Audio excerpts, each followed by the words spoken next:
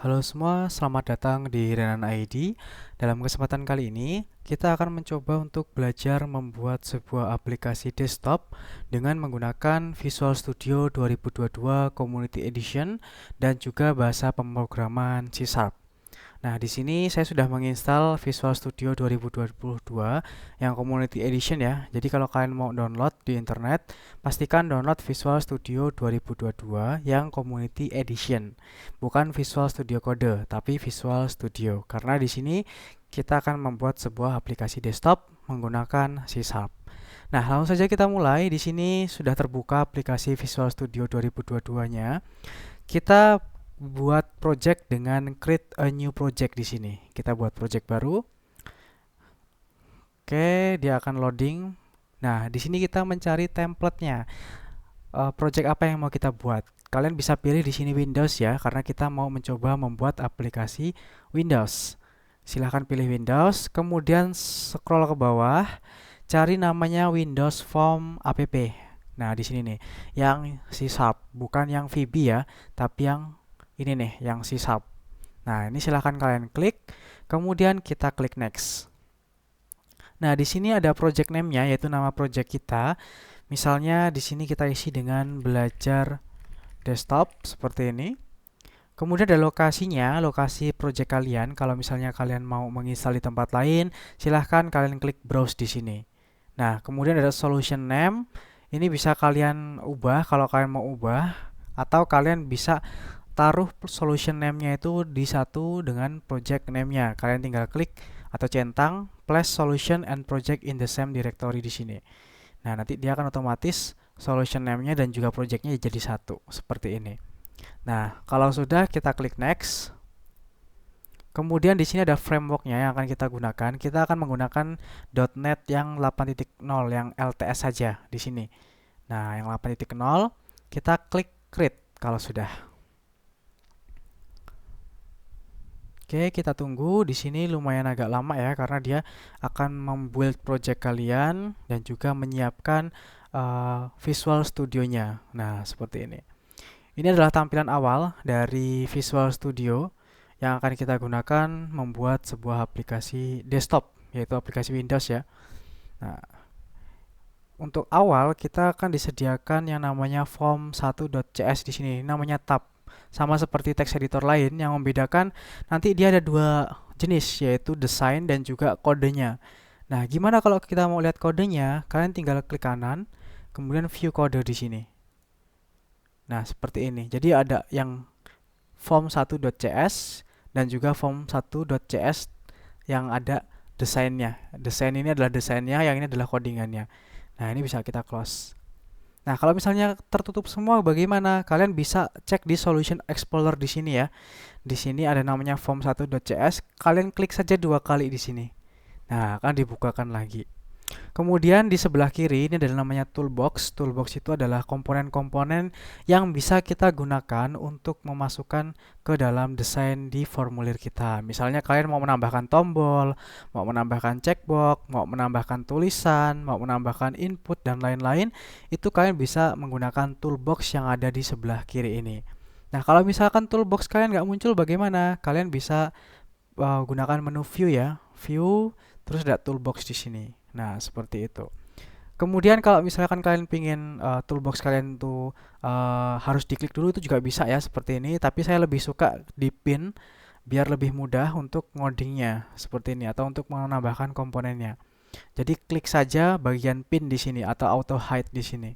Nanti dia akan bisa auto hide atau kalian pin. Jadi dia tidak akan auto hide gitu. Nah, jadi seperti ini untuk formulir yang bawaannya. Kita bisa menambahkan komponen-komponen di sini. Namun sebelum kita tambahkan, kita mau merubah nama form1.cs-nya ini dulu biar lebih bagus. Nah, coba untuk form 1 ini kita ubah dulu namanya menjadi form login. Caranya tinggal klik kanan, kemudian kita rename. Nah, form satunya ini kita bisa ubah jadi form L-nya besar login.cs seperti ini. Nah, kalau muncul seperti ini, apakah kamu mengubah filenya? Apakah kamu ingin mengubah semua di projectnya ini? Untuk elemen form satunya, kita klik yes saja. Nah, seperti ini. Nanti dia akan otomatis berubah form satunya menjadi form login.cs. Nah, kalau ada tanda bintang seperti ini, artinya itu belum di-save ya untuk pekerjaan kalian. Jadi jangan lupa untuk di ctrl-s. Nah, kalau sudah seperti ini artinya sudah tersimpan. Kemudian kalau misalnya formnya ini masih form 1 nih di judulnya, gimana biar dia tidak form 1, itu kita tinggal close saja ya. Close, kemudian buka lagi. Nah, kalau dia masih form 1, kalian bisa cek di propertiesnya ini. Di propertiesnya ini, kalian tinggal scroll, ada namanya text di sini. Nih, di properties terus ada text. Form satunya kita ubah menjadi form login. Nah, kita enter, maka dia akan berubah di sininya, form login. Pastikan diklik dulu ya untuk formulirnya ini, diklik dulu baru kalian bisa mengubah di propertiesnya. Seperti itu. Kalian juga bisa membesarkan dan mengecilkan formulirnya seperti ini atau seperti ini, tergantung sesuai dengan kebutuhan formulir atau window kalian ya. Bisa seperti ini, bisa seperti ini juga. Nah, seperti ini misalnya. Jika sudah, sekarang kita coba tambahkan sebuah label di dalam form login kita. Misalnya kita bikin label di sini, kita tinggal drag and drop label ya, tulisan, drag and drop ke sini. Kalian tidak bisa klik 2 kali ya. Kalau kalian klik 2 kali nanti otomatis akan membuka kodenya. Nah, di sini kita tidak klik 2 kali untuk merubah namanya, tapi kalian cari di properties namanya text nih. Text label 1 kita ubah. Jadi misalnya masuk aplikasi. Nah, kita enter, dia akan otomatis berubah masuk aplikasi seperti ini. Kemudian kalau misalnya kalian pingin untuk teksnya itu menjadi lebih bagus atau tulisannya lebih bagus, itu kalian bisa di properti font ya, font ini. Nah, ini ada titik 3 seperti ini atau kalian klik tambah di sini. Nah, kalian bisa ubah namanya seperti apa, ukurannya seberapa, kemudian apakah dia bold dan lain-lain di sini. Misalnya untuk fontnya kita ubah ya. Kita ubah fontnya, misalnya kita mau pakai Rockwell. Nah, seperti ini. Size-nya kita besarkan misalnya menjadi 20. Nah, seperti ini. Kemudian kita bold-nya kita on-kan. Kita true. Nah, seperti itu. Ini bisa kalian ganti lagi. Nah, kita ganti misalnya menjadi Segoe UI Black. Nah, seperti ini. Jadi seperti itu untuk mengatur tulisan ataupun font di dalam aplikasi. Kalau warnanya tinggal kalian cari aja nih, Forecolor. Forecolornya bisa kalian ubah, misalnya ubahnya menjadi warna biru highlight. Nah, seperti ini. Seperti itu, sangat mudah sekali. Nah, ini untuk menambahkan label. Gimana kalau kita mau menambahkan input atau edit text? Itu kita bisa berikan yang namanya text box ya. Di sini text box. Kalian ketik saja pencarian di sini namanya text, nanti kalian ada text box, drag and drop ke sini. Nah, dia akan muncul seperti ini text box-nya. Kalian bisa perbesar juga. Nah, seperti ini. Masuk aplikasi. Kemudian kalau membuat sebuah text box, jangan lupa untuk diberikan nama ya di text box-nya ya. Text box-nya kita berikan nama di sini. Di properties kalian cari saja nama. Kita berikan name. Text box-nya biasa ini kan namanya masih text box 1 ya. Kita kasih nama dulu. Nih, name-nya di desain ini ada name. Kita ubah jangan text box 1, tapi kita ubah sesuai dengan form login, misalkan login username atau login text box itu kan berarti singkatnya TB ya. TB username seperti ini gitu. Atau login text box username. Kita tinggal enter seperti ini. Nah, kalau kalian misalkan mau kasih tulisan di sini, misalkan masukkan username Anda, itu kalian jangan menggunakan teks ya. Teks, karena teks itu adalah value-nya. Seperti ini contohnya. Masukkan username. Nah, kalau seperti ini, masukkan username itu akan menjadi sebuah value default-nya. Nah, sedangkan kita kan cuman ingin membuat sebuah placeholder gitu ya. Jadi bukan nilai, tapi cuman tampilan. Nah, ini teksnya kita hapus saja karena kita nggak pakai teks. Tapi kita pakai yang namanya placeholder. Placeholder teks paling bawah di sini. Kita kasih masukkan username. Nah, seperti ini. Nah, komponen ini enaknya itu bisa kita copy paste juga. Tinggal kalian CTRL-C, CTRL-V. Nah, maka kita bisa menambahkan satu komponen lagi untuk passwordnya misalnya. Di sini kita tinggal ganti placeholder text-nya, jangan lupa diklik dulu ya. Kita ganti, masukkan password. Kemudian di atas ini name-nya kita ubah, jangan textbox 1, tapi login tb password.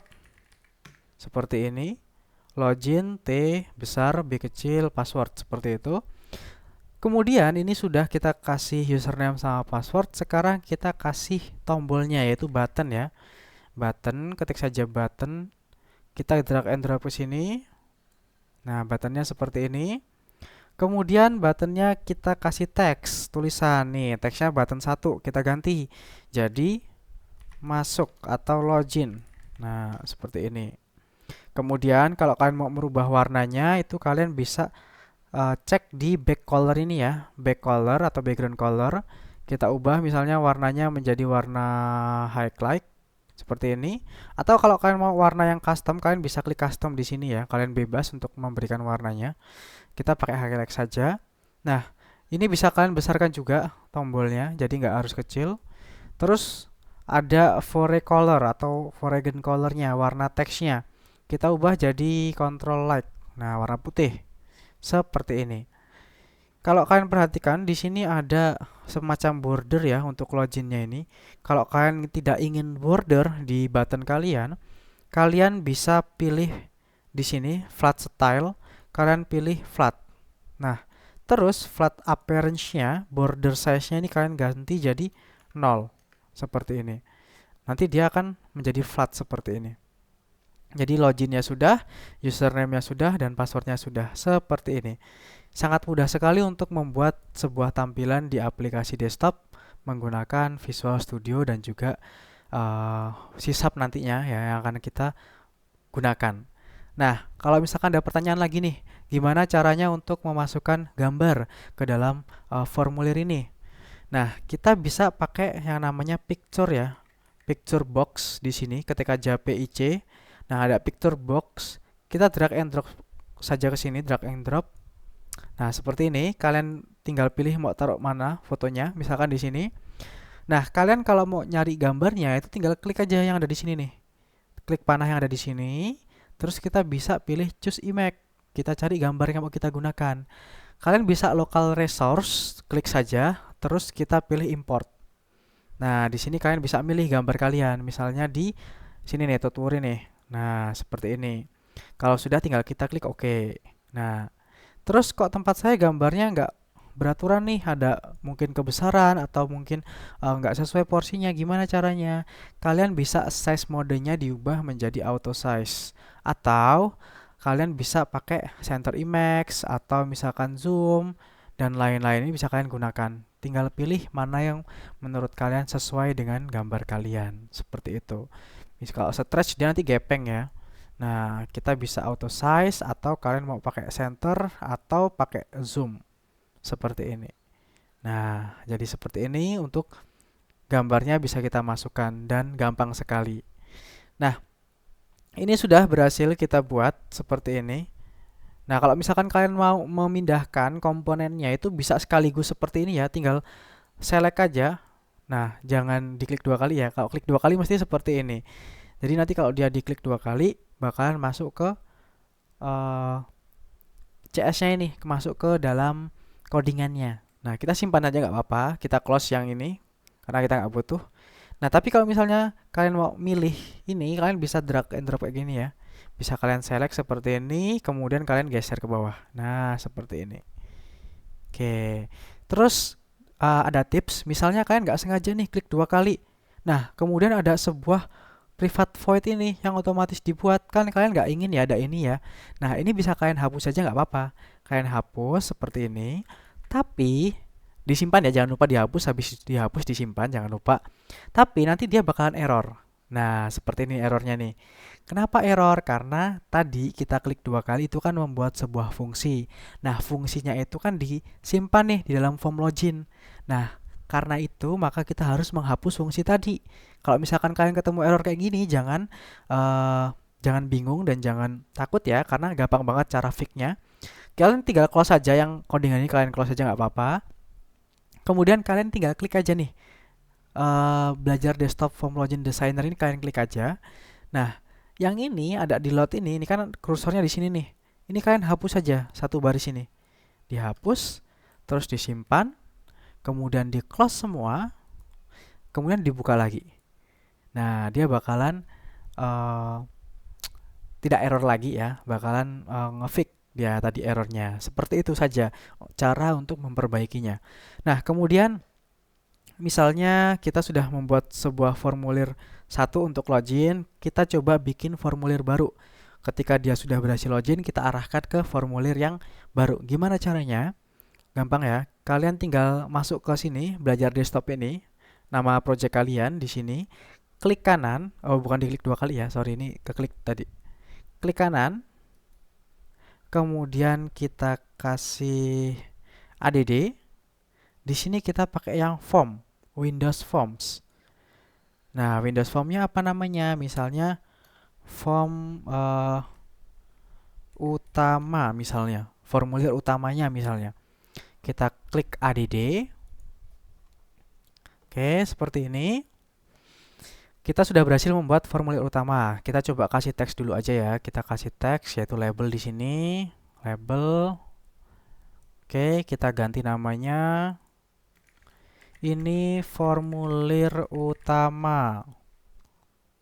Oke. Terus fontnya juga kita ubah. Misalnya kita besarin aja nggak apa-apa langsung. Ini bold, oke. Nah, seperti ini misalnya. Oke, kita coba simpan seperti ini. Nah, ini kan kita sudah ada dua form nih, form login, kemudian ada form utama. Nah, ketika kita coba jalankan belajar desktop ini, jalankan aplikasinya ya. Kita jalankan. Yang akan dieksekusi adalah, coba tebak yang mana? 1, 2, 3. Nah, yang dieksekusi adalah form login. Kenapa yang dieksekusi adalah form login? Nanti kita cari tahu ya, kenapa yang dieksekusi form login. Tapi di sini kita sudah berhasil nih untuk menjalankan aplikasi kita. Jadi form login sudah berhasil dijalankan. Kemudian nanti kita pingin nih kalau kita klik login, maka akan diarahkan ke form utama seperti itu. Nah, ini tampilannya seperti ini. Kita coba close dulu. Close, oke. Dia tutup ya. Nah, kenapa kok dia otomatis jalanin form login? Karena kalian bisa cek di sini di program.cs ya. Klik dua kali. Nah, jadi di sini ketika pertama kali dijalankan program kalian, dia akan membuka form login di sini. Kalau kalian misalkan ganti ini dengan form utama, nah seperti ini di enter. Maka ketika kita akan menjalankan belajar desktop di sini, yang akan dijalankan pertama kali adalah form utama. Jadi sesimpel itu dan semudah itu. Nah, ini tinggal kita close saja ya. Kita close. Oke, sudah berhasil. Nah, seperti ini. Oh ya, kita ganti dulu program JS-nya, jangan form utama tapi form login. Form login. Nah, seperti ini. Tinggal kalian ingat aja kalau mau merubah formulir mana yang pertama kali akan dijalankan itu di program.cs. Jangan lupa di save. Nah, seperti ini. Kita buka lagi form login kita. Nah, di sini tipsnya kita kan pingin ya ketika tombol loginnya ini ditekan. Caranya adalah klik aja dua kali di login ini, diklik tombol ini diklik dua kali. Nah, maka akan dibuatkan sebuah private void button klik button 1. Nah, ini harusnya kita ubah namanya tadi ya, jangan button 1 ya. Tapi nggak apa-apa. Ini karena namanya button 1 di sini, kalian bisa cek. Di bawah sini namanya button 1, maka di sini juga namanya button 1. Seharusnya kita kasih misalkan button login gitu ya, button atau login button gitu. Tapi nggak apa-apa. Nah, di sini karena dia namanya button 1, maka di sini dibuatkan sebuah fungsi yaitu void button 1 klik. Ketika button satunya diklik, maka apa akan ngapain gitu, yaitu kita akan otomatis masuk ke dalam formulir utama tadi yang sudah kita bikin gitu. Nah, kita coba ubah di sini ya. Kita kasih yang pertama kita coba ambil dulu datanya, yaitu data dari username dan juga passwordnya di sini. Kita coba ambil dengan menggunakan string. username seperti ini sama dengan, nah kita masukkan nama username yang kita tambahkan di sini tadi. Namanya apa di sini? Login tb username. Nah, login tb username titik text, t-nya besar seperti ini. Nah, kemudian kita tambahkan lagi string password sama dengan login tb password titik text titik koma. Nah, seperti ini. Artinya, di sini kita membuat sebuah variabel dengan tipe datanya string dengan isi login tb username.text dan tb passwordnya ini kita masukin.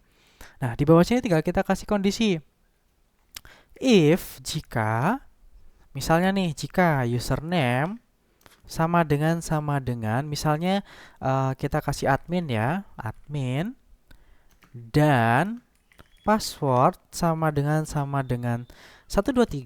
Ini cuman contoh ya, cuman contoh untuk kita masuk ke dalam form utama kita dengan username admin dan password 123. Nah, kalau dia benar, kita bikin form utama, kita bikin kelasnya ya, form utama spasi form utama seperti ini. Jadi yang ini adalah kelas form utama, terus di sini adalah variabelnya form utama sama dengan new form utama seperti ini. Nah, seperti ini. Kita enter. Kemudian form utama titik show. Buka kurung, tutup kurung, titik koma. Jadi kita buka formulir utamanya. Kita coba kasih else di sini. Else jika tidak. Nah, kalau misalkan dia tidak atau misalkan dia salah nih untuk username atau passwordnya, maka apa yang akan kita lakukan gitu. Nah, di sini misalnya kita kasih sebuah dialog. Sebentar. Kita coba kasih, oh ya, bukan, sorry. Kita coba kasih peringatan ya, peringatan kalau misalnya username atau passwordnya itu salah gitu. Nah, misalnya di sini kita tambahkan label, sorry ini belum kita tambahkan label ya. Kita tambahkan label dulu di sini. Kalau misalkan username atau passwordnya itu salah, misalnya di sini. Nah, di sini label 2 ini kita ganti teksnya username atau password salah misalnya seperti ini. Nah, seperti ini. Kita atur lagi tampilannya biar lebih bagus. Oke, kemudian kita ganti warnanya. Warnanya menjadi mana ini? Red. Oke, warna merah. Ini bisa kita kasih ke tengah ya, biar lebih bagus. Oke, seperti ini. Nah, kemudian ini kita bisa hide ya, kita bisa sembunyikan dulu. Kita cari visible menjadi false. Aduh, mana tadi visible? Nah, ini visible menjadi false. Nah, seperti ini. Artinya nanti kalau kita jalankan ini harusnya tidak nampak ya. Tidak nampak. Nah, kita kasih nama juga nih di name-nya. Name-nya kita ubah misalkan jadi login gagal atau login label gagal misalnya, atau error gitu ya, boleh terserah kalian. Nah, login label gagal. Kita tinggal panggil di sini login label gagal titik visible sama dengan true. Nah, seperti ini. Sangat gampang sekali. Kita coba jalankan dan jangan lupa di save ya. Di save kita coba jalankan. Oke, seperti ini. Hilang ya, nggak ada tulisannya ya. Kita coba masukkan username-nya misalnya admin, passwordnya misalkan kita salahkan menjadi 1111. Nah, seperti ini. Kita login, maka username atau password salah. Nah, seperti itu. Kalau misalnya kita buat benar, misalkan 1, 2, 3, maka yang ini akan dieksekusi nih. Kita coba login. Nah, dia akan membuka formulir utamanya seperti itu. Nah, ini kita menggunakan sysub ya. Kita bisa close juga seperti ini. Nah, di sini misalnya nih, kalau misalkan dia gagal untuk username atau password yang sudah dimasukkan, kalian pingin kosong nih di sini, pingin kalian kosongin atau kalian nggak tampilin gitu. Nah, ini kita rapiin lagi biar lebih bagus. Kita rapihkan lagi. Nah, misalkan nih kalian sudah masukin username sama password, terus salah. Nah, kalian pingin passwordnya itu hilang, nggak ada tulisannya lagi. Gitu. Gimana caranya? Di sini ya, kita tinggal panggil aja login tb password dot text sama dengan kosong. Nah, seperti ini. Kalau empty bisa nggak ya? Nggak bisa. Jadi kita kasih teks ya. Teks sama dengan kosong. Seperti ini. Jadi kalau misalkan dia gagal, maka passwordnya kita kosongkan. Seperti itu. Kita coba jalankan lagi. Oke, seperti ini. Kita masukkan admin, passwordnya 123. Kita salahkan dulu ya, 1234. Kita klik login. Nah, maka username atau password salah dan ini dia jadi kosong lagi. Seperti itu, sangat mudah sekali untuk membuat aplikasi di Visual Studio dengan menggunakan sysub juga. Nah, jadi seperti ini.